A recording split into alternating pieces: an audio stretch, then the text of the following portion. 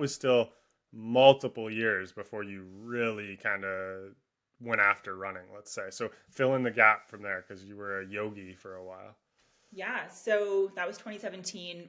For a very long time, I did not go above that half marathon distance. Again, really kept it at 10, 15K. That was sort of it. As you said, I was in the yoga studio like 5 or 6 days a week. I loved it. When COVID hit, I was also doing a lot of strength training. Probably the strongest I've ever been was like late 2019, early 2020. And was still doing runs here or there, like 3 or 4 runs a week, but no structure, no plan. Like I got out the door and decided what I was doing on the day. Um, was probably running every single one of my easy runs too quick. Shocker. And then, yeah, I don't know if you want to tell the next part, but Well, I think there was this like organic kind of group during COVID of people who picked up running and kind of just all started amalgamating together through small little group chats, seeing each other on Strava and stuff. And then I think things really kicked off. We kind of just as a weird little local group put forth this idea of a 5K time trial on the track. yeah. And so it was like a rainy day.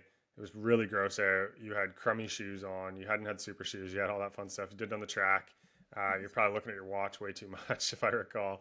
And, excuse me. And what did you run there? I can't remember. It was like 20 something.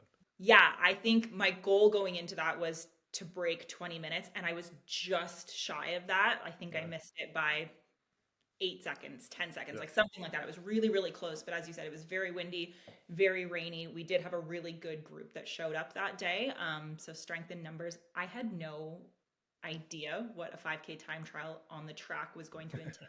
I had never run 12 and a half laps on the track. And if you had told me at that time that 12 and a half times 400 equaled 5,000 meters, like I wouldn't have known. I had basically more or less never stepped foot on a track in my life.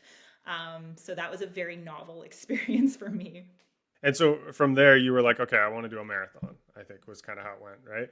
And so remember, though, this is like for people listening, this is still COVID era. And so in Canada, where we are, like lots of restrictions, border restrictions, flight restrictions, like all this weird stuff, right? So you had put forth to kind of doing Erie Marathon in September as your first go. And I think there was a group of us that were supposed to do it, go Yeah.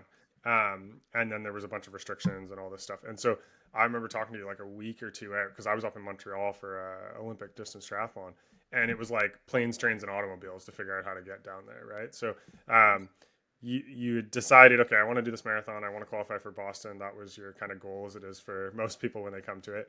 And I'll lead you with the funny story, but I remember the night before you got yourself down there. You traveled. I can't remember how you did it, Oh, and you can lead. You can tell that story if you want to. But the night before, I said to you, like, you're super fit. You probably run 315, 320.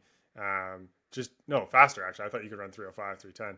And it was like, just don't do anything different than you've done in your builds, because our group had done a lot of the long runs together. So I knew I'd been running with you. Everybody had been running with you. We knew how fit you were. And so, what did you proceed to do during the Erie Marathon in your debut? I did new things because Yeah. why not for your first one? It was a mid September race, as you said. It was fairly warm that day. And I remember either the race director or someone overhead before the race started was like, hey, there's going to be aid stations every single mile because it's a looped course. You do essentially a half marathon twice. And there was, noon or water or whatever.